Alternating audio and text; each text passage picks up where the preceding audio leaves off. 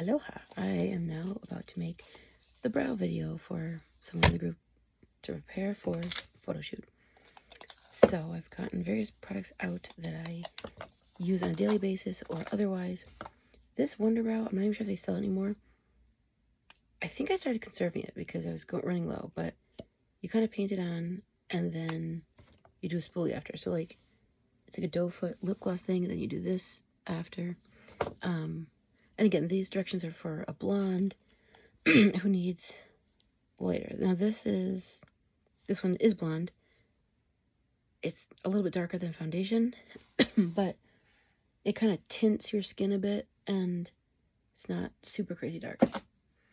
This is on the older side. You can kind of see some of it cracked. If I remember correctly, I think I added either witch hazel to this, or sometimes I'll do rubbing alcohol to reconstitute it because we're in the desert, it's dry. I'm from a very humid area. You can do contact solution because this isn't going to go in your eye, but it's near your eye. If I was going to try to reconstitute mascara, I would use contact solution. I think eye drops could work because some of them have preservatives in them, but at least if it's okay to go in your eye, then it shouldn't hurt too much. But if the mascara is super old, probably just want to throw it out. If it's just gotten a little dry, but it's not too old, it could be okay. So, all right, this I must have put some liquid in. It's a little chunky, but I guess there's a little bit of life to it. Although this almost looks like foundation color. And it's possible that is because I put my foundation on, then I do this, and it's picked up foundation. So this is one option. I don't know if they sell this anymore. But it says brow shaping gel, organic wear. What I like is this applicator. It's kind of similar to it's not Bad Gal Brows. I think I said it's Busy Gal Brows. That makes more sense. I don't even really care for things called Bad Gal. So just the day I added the witch hazel to it, and I didn't really stir it up much. So this is a little chunky, but this is one of my favorites. And what I tend to do, and this might go on super thick because it's reconstituted, I let it touch my skin and I drag it onto my skin and the hair. And then I'll use I'll go along here and I'll use this tip to kind of draw it like a pencil. Now this is a lot more wet than I usually do. So then I'll start combing it out a little bit and go over it using that line. Again, this is just reconstituted, so it's like it was dry today. Then I use this and go over to kind of so it's not caking on the skin. Like you want probably a little bit on the skin, and then you could do that again. But then this way it gives you the tail so that you don't have to go in with something like this, because this can get a bit too much, I think.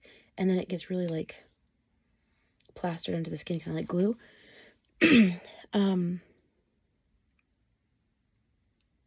And then doing this kind of softens the whole thing. But that's for everyday wear. You might want to do a little bit more for the photo shoot. But it's not stage. Stage, you need to go like much darker. Like I would sometimes even use brown on stage, but that's different. So this thing, brow extensions, I actually don't love it.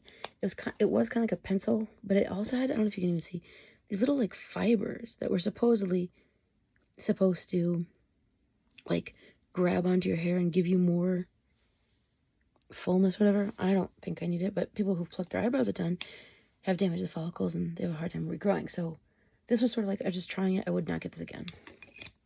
This thing I keep because the spoolie. I prefer ones that are going to twist up on their own, not that I have to get a pencil sharpener for. But this is one of my favorites, all-purpose for every day. You can kind of, finagle it. I haven't used this yet, but this is the kind of thing I was talking about with the powder. Now, it's got blonde, brick, auburn, brunette, dark brown. So I'm not going to use all these. However, I am fairly sure. So, this must be in the reverse order. So it's not like the blonde over here is clearly not, it must be backwards. So this one must be blonde. Again, I haven't tried it, but I bet these could work. This one could end up being a bit red. These probably could work. Kind of grayish, brownish tones. This could be for eyeliner. And so my guess is, I'm thinking that when I got this, I was thinking, well, first of all, this seems like it should come with a brush. I just dropped something. I'm thinking that I was going to use this for eyeshadow with whatever colors I didn't use, because I think this is meant for a makeup artist where they're doing different color brows, but that can be, you can use a brush kind of like this, flattened or angled, and then kind of get it onto the skin. And then you could do this over it to kind of get more on the hair. I was just looking through my eyeshadow, like, do I have any colors of eyeshadow that are kind of like this one could potentially work. I'm about to shower, so let's experiment. This I often use as a nail brush, so I don't really want to mix those up, but I think I've got a clean brush here. It's kind of for this type of purpose, flat. So I'm going to go in with that, I don't know what you call it, kind of color. It's probably not going to stick. Oh, well, let's try it. I mean,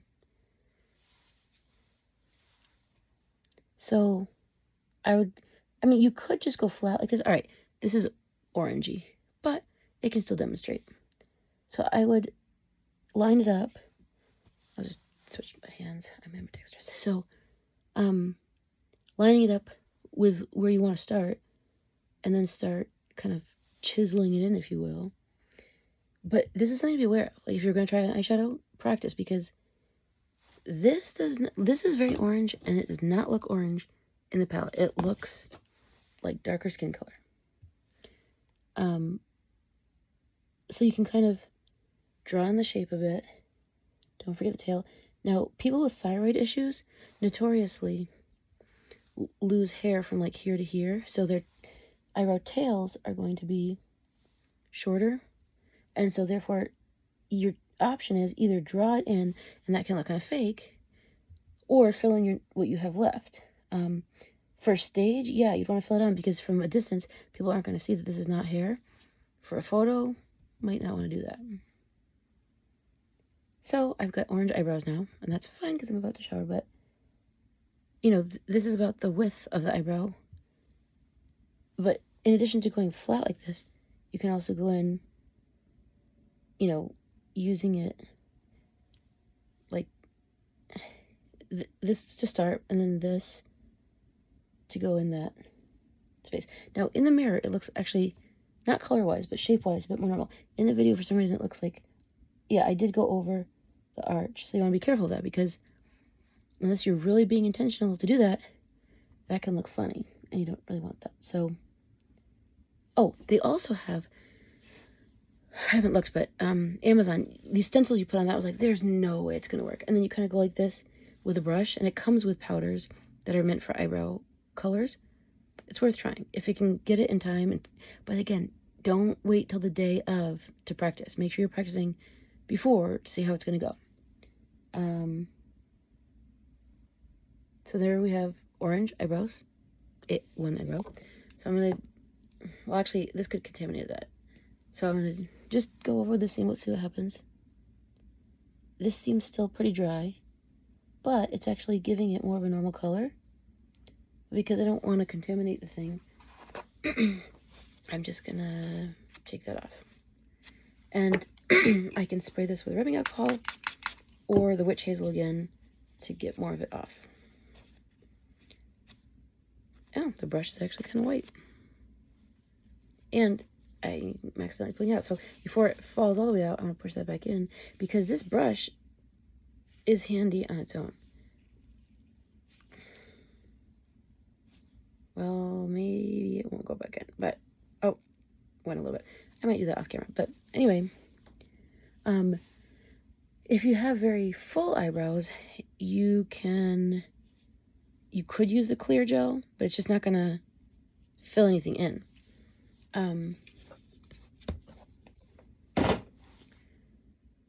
Oh, I would not do this before this photo shoot, but perhaps before the next photo shoot, one thing you could do, these, not necessarily these scissors, but brush your hairs up and then trim what sticks above the line. Generally, blondes aren't going to have a surplus of extra hair. That's for darker color, but I've done it. And sometimes, I mean, my eyebrows don't get messy. Like, I have to push them up to get them out of the way like that.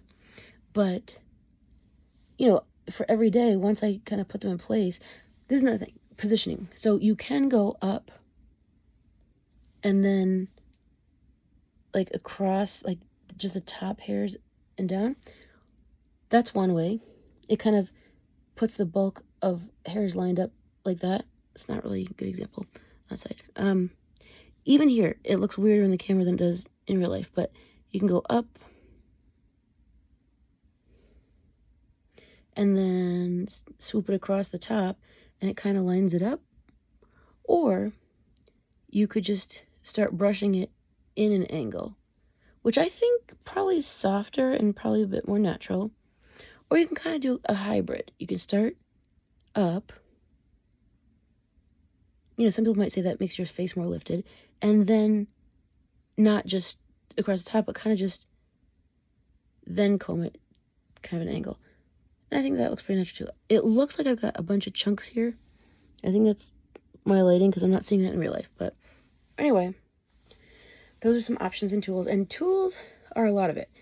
I think you can take sometimes mediocre products, and if you have good tools, it can make it work. But you could, this is falling out again. Sometimes you could have pretty good products, but without the right tools, it's hard to get it to go on properly. So be aware that these things can come out. So when you're cleaning them, you might even want to go down. Might want to, now I've got fuzz. I might want to bring this to the bathroom and put soap on it. But rubbing alcohol is one thing that gets a ton of makeup out. Like for theater, I think he used like 99% alcohol or 90% alcohol, and we would not only get the creamy makeup out of things, but it would also sterilize it. And at the Dillard's counter recently, they also, I think, used, I can't remember if they did just soap or they also did alcohol, but it gets the makeup out and sterilizes it, so that can be handy. So at least that's the brow tutorial for day one. I don't know what setting I have, but even my face looks quite orange in my opinion. But anyway, now you can see what an orange eyebrow looks like. Someone I knew went, like, came to church one time with like red or blue eyebrows, something odd. I don't think it's flattering, but then again, there have been times I called myself a female drag queen in the past. Long ago, actually. So I guess just make sure it's a conscious choice if you're going to go with something that's not. There are traditional aesthetics. Like our costuming teacher talked about certain things that, like a high waist, pretty much flattering to everybody. So when it's in style, that's great. Low waist is not really flattering on almost anybody. So when that's in style, okay, if you choose, but some people like to go with classic looks, with makeup, with trends, etc. Because some trends, like certain lipstick colors, like black, gray, purple, it's not, if you want to be goth, fine, but it's not traditional aesthetics. So this video is kind of long.